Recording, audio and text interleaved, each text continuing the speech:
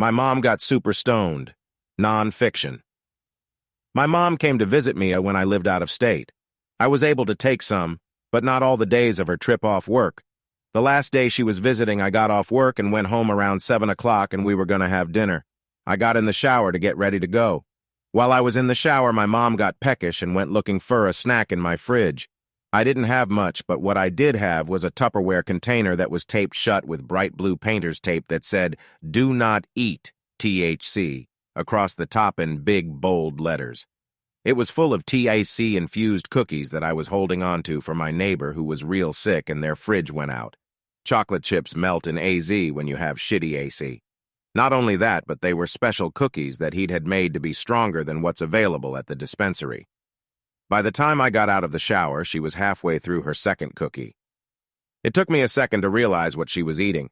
I knew I didn't have much in the house. As soon as I did, I grabbed it out of her hand and kind of freaked out. I know my mom had smoked pot occasionally in the 70s, but she had never been as high as she was about to be.